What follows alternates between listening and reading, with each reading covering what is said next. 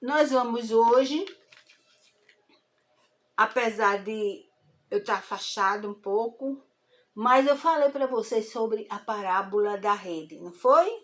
Foi. Tentei, gente, tentei esclarecer essa parábola, mas por incrível que pareça, ela é piquititita. Acho que é uma das menores parábolas, mas muito profunda. As reflexões são profundas e não deu tempo para a gente fazer. Mas eu não vou repetir mais aquilo, não vou repetir para não ficar também enfadonho, porque eu já falei o que é. Então, a parábola da rede, eu vou só dar um significado assim. A rede, o que é?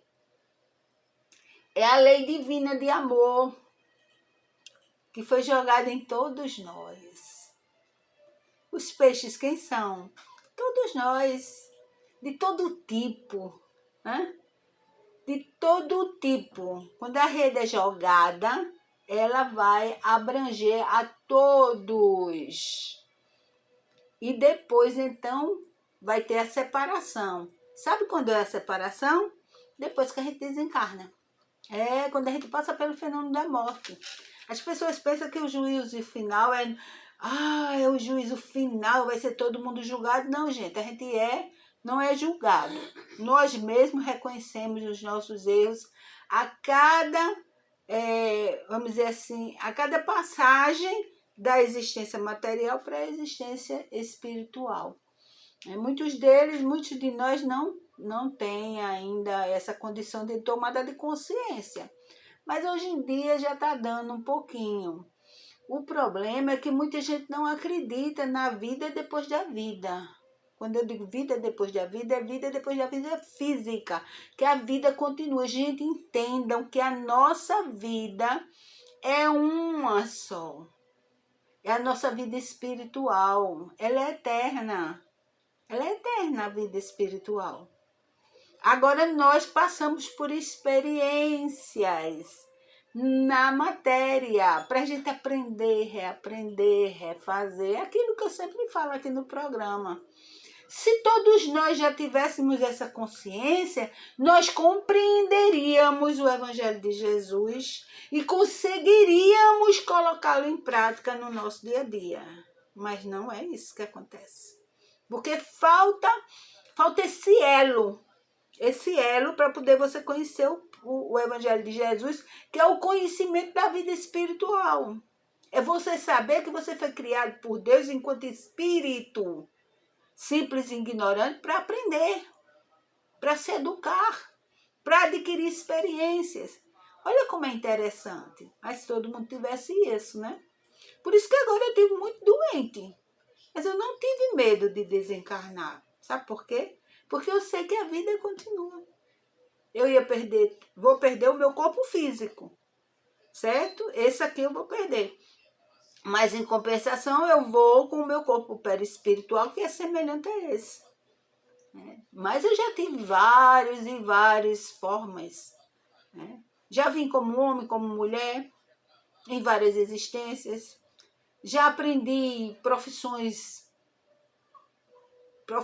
que hoje a sociedade acha que é uma profissão, né, de renome que as pessoas têm, mas também já aprendi profissões simples, né? É tanto que eu tenho facilidade para aprender muita coisa, graças a Deus. Olha, gente, então, para a gente ter um pouquinho assim de entendimento e de compreender a parábola das redes e algumas outras parábolas, ou mesmo o próprio Evangelho de Jesus, a gente precisa saber alguns simbolismos. O Evangelho de Jesus é cheio de simbolismo, por quê? Porque ele ensina em parábolas. E as parábolas são simbólicas.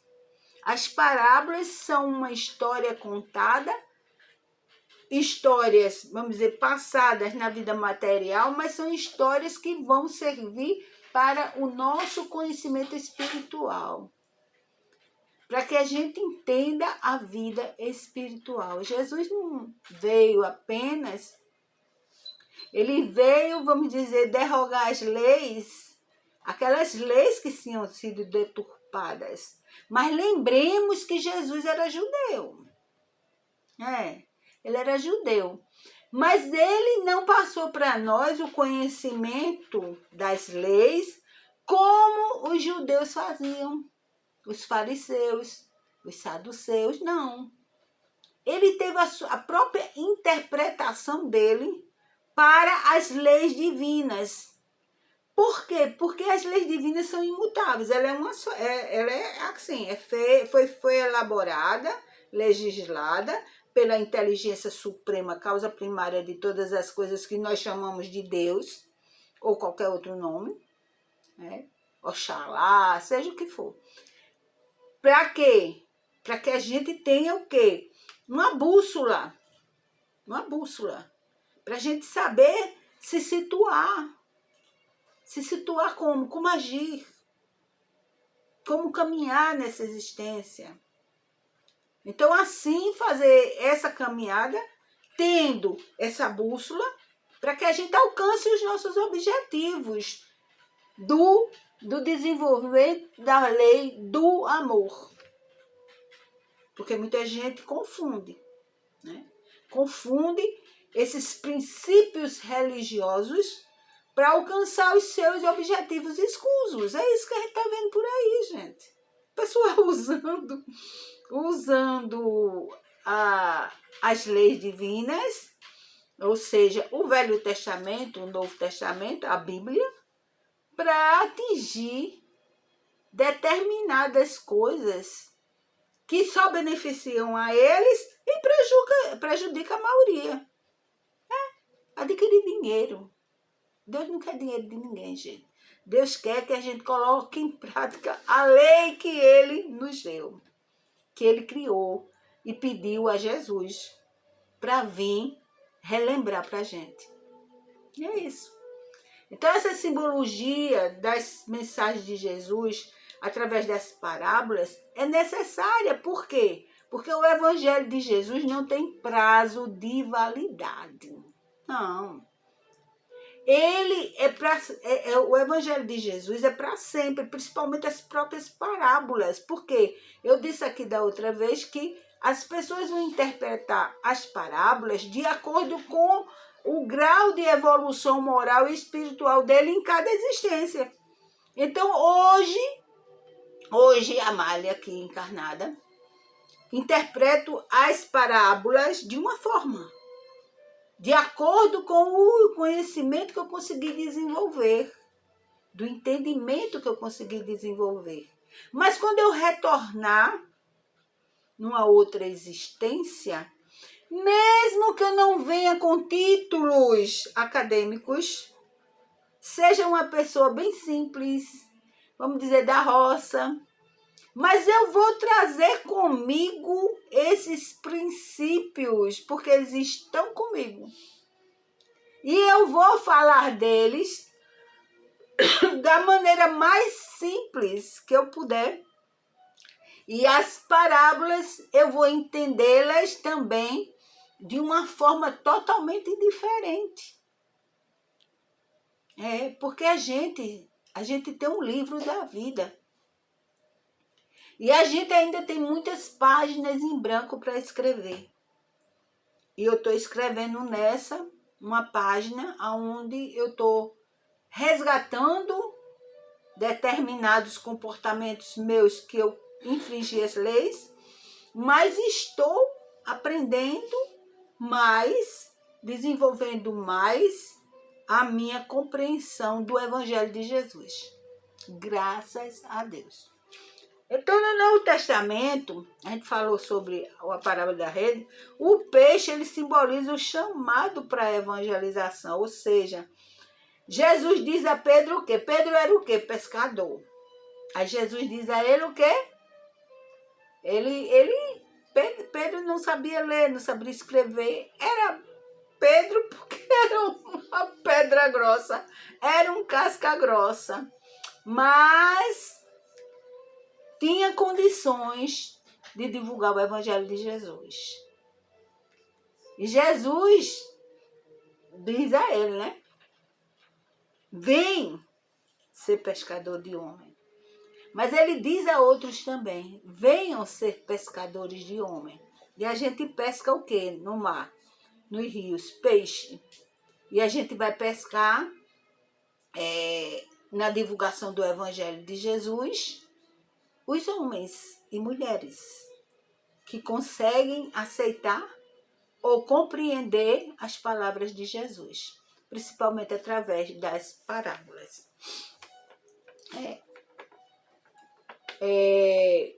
A gente vai ver um outro momento que eu acho interessante, né? É que Jesus Cristo, o Filho de Deus Salvador, ele se tornou um símbolo secreto para os primeiros cristãos. O que foi que se transformou?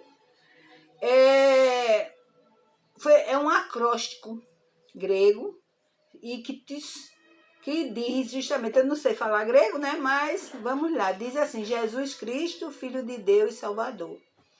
Aí a gente vê que Jesus chamou os primeiros cristãos, né, os primeiros discípulos, aliás, como pescadores de homem, representando essa missão de espalhar a mensagem de Deus. Eu estou repetindo, gente, porque é bom a gente repetir, para que, às vezes eu falo uma coisa, pode ser que seja interpretada de outra forma, né? Mas aí eu gosto de dar uma repetidazinha justamente para fixar isso. A multiplicação dos pães e peixes. Olha só. O milagre que Jesus alimenta uma multidão com poucos pães e 2 peixes. Simboliza o quê? Tem um simbolismo de quê? É a abundância da providência divina e o cuidado de Deus com as necessidades do povo. Dizendo aqui que Jesus não é Deus. Não incultam nas suas mentes que Jesus é Deus. Jesus é filho, como todos nós somos. Só que ele conseguiu evoluir o suficiente para ser o porta-voz de Deus. Ele trouxe para nós aquilo que Deus determinou. Olha, vai lá e fala assim, vai lá. Rapaz, é como se Deus dissesse assim, rapaz, eu deixei os 10 mandamentos. Quer dizer, eu dei uma lista do que se pode, do que se deve fazer, que não vai, papapá. E o pessoal deturparam isso tudinho. O próprio Moisés, eu dei a ele as tábuas, ele chega lá embaixo, manda matar, quebra as tábuas. Quer dizer, vai lá, refaz isso, porque os outros que eu mandei falharam na sua missão. Falharam. Por quê? Porque muitas vezes se deixaram levar pelos interesses deles. É o meu jeito, é do jeito que eu quero, é assim, é assado. Não usou a mansuetude, não usou a palavra com amorosidade, porque ali quando Moisés desce do monte, que vê ali o bezerro de ouro feito com os ouros e as pratas que eles trouxeram do Egito, ele pega e manda ceifar pela espada irresponsáveis. Ao invés de deixar eles passarem a bebedeira, quando eles tiverem condições de compreender o ato deles, aí então eles reuniam todos e iria falar sobre as leis divinas e mostrar que aquilo ali não está certo, né? A pessoa tem que beber, mas beber com sabedoria e com responsabilidade. Beber para não importunar o outro. Essa é a recomendação. Pode beber vinho? Pode. Mas não importune o outro. Não fique embriagado, porque quando você fica embriagado, você perde o senso, o bom senso. Perde a razão e age justamente pelo instinto. E às vezes o nosso instinto está igual ao dos animais ainda. E aí começa a fazer coisas que depois, lá na frente, ele vai se arrepender, né? Porque exagerou. Então, Jesus multiplica os pães. A primeira vez era 5 pães e 2 peixes. Depois era 7 pães e mais 2 peixes. E é uma simbologia. Claro que o pessoal estava com fome. Mas o pão é um material básico para matar a fome do corpo, não é? É sim. O peixe também. Nós compramos peixes. Nós queremos comer peixe já que ele chega já prontinho, né? Mas os rios estão aí cheios de peixes. Os mares estão cheios de peixes, né? Os campos, você pode plantar o trigo, cevada, o que for, né? Aveia, tudo, e produzir um pão de centeio, pão de aveia, pão de farinha de trigo, né? E matar a fome. Então, o peixe e o pão são elementos básicos na sustentação do corpo físico. Quando a gente fala na visão material, mas vamos falar da visão espiritual também. O pão é justamente o elemento que Jesus utiliza para falar também da fome da alma, a fome do espírito. Porque ele diz assim, eu sou o pão da vida. Olha só, o pão da vida. E a nossa vida é espiritual. A vida mesmo é espiritual, que é eterna. Não acaba. Nós podemos, muitas vezes, parar um pouco, vamos dizer, no tempo, mas a gente depois continua, certo? Então, o pão é isso. O peixe também. Agora, eu fui buscar, mas não consegui entender ainda e não achei explicação. Eu só sei que o peixe assado, realmente ele fica mais gostoso do que o peixe cru. Então tem uma simbologia aí do peixe assado e o peixe cru. Porque eu acho que o peixe que Jesus ofereceu à multidão era um peixe que deve ter sido seco ao sol, para poder manter, né? Mas o peixe que ele divide com os discípulos é um peixe assado. É pão, vinho e um peixe assado. Esse peixe assado, eu acho que simboliza também a vida espiritual. Eu acho, não sei. Mas eu vou procurar saber e passo para vocês. Olha, Jesus compara. Né? Ele diz que os anjos, na parábola da rede, diz que os anjos vão vir e separar os justos dos ímpios. Né? Como separa na rede, quando a rede é puxada do mar, separa os peixes bons dos maus. Né? Veja como é simbólico isso. Os peixes, tem peixes venenosos, não tem? Tem peixes que não servem para servir de alimentação, não é assim? Ou serve para alimentação, mas tem alguns requisitos, como é o baiacu. O baiacu você tem que saber tratar ele, porque ele tem uma glândula que se você perfurar já contaminou o peixe todinho e quem comer morre. Mas tem outros peixes aí, outras coisas. Então, eu acho maravilhosa essa comparação de Jesus, de nós, seres humanos, sermos comparados a peixes. Somos peixes de todas as espécies, para todos os gostos, né? Somos peixes, tem peixes mais tranquilos, tem peixes mais bravos, né? Tem peixes que se comprar só em fazer o mal. Tem peixes que não, que são tranquilos, amorosos, aceitam, né, com tranquilidade a aproximação do ser humano, mesmo que o ser humano vai poder fazer mal a ele, mas ele aceita. Então tem muita gente assim, que sabe que o outro é mau, mas não se nega a conviver com ele, mas não participa das suas maldades. Não é assim? Eu queria muito poder passar mais coisas para você, né?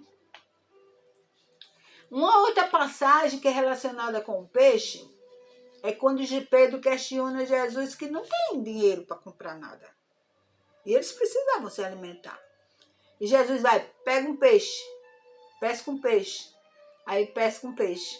Abre o peixe e tem uma moeda lá dentro. O peixe também é alimentação. Mas o peixe também é o caminho, é o instrumento para que você possa adquirir as outras coisas. Ou seja, quando a gente vem, quando o peixeiro vende o peixe na feira, ele recebe dinheiro pelo peixe. E aí aquele dinheiro ele vai comprar as outras coisas, não é assim? Veja como é bem interessante. A gente vai fazendo essas analogias, ou seja, essas comparações, e a gente vai chegando a algumas conclusões.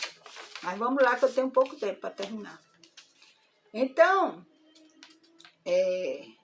Jesus mostra que Deus provê a alimentação para os mais humildes, os que não têm de onde ir buscar. Ele provê de alguma forma, né?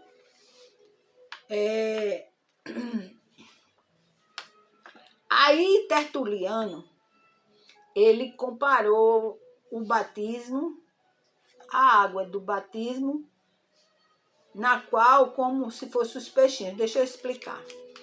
Ele comparou que o batismo com a água é como se colocasse os peixinhos na água. É aquela água que vai fazer o quê? Reforçar a conexão do peixe com a vida cristã e levar a salvação. Mas não é dessa forma como as pessoas pensam, não. Você é pela graça. Ai, Deus se engraçou de você. Você é mais bonita, mais cheirosa. Aí Deus se engraça e lhe dá a salvação. Não, gente, não é assim, não. Não vão nessa, não. Porque aí vocês vão chegar do outro lado depois, quando desencarnar, reclamando.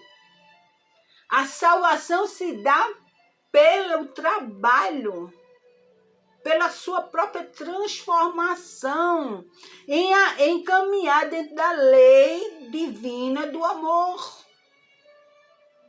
trabalhando em benefício do próximo, perdoando. Como é que você quer a salvação se você não perdoa? Tem gente cristã que vive dentro da igreja todo domingo, todo sábado, durante a semana todinha, mas não perdoa. Eu não perdoo, ele me fez muito mal, ppp. Ela pensa que aquela raiva, aquele ódio, tá fazendo mal ao outro que magoou ela. Não, tá fazendo mal a ela. Ela que tá se enchendo de veneno, né? Se enchendo de veneno, de toxina, com aquele ódio todo. Então, não é ir para a igreja.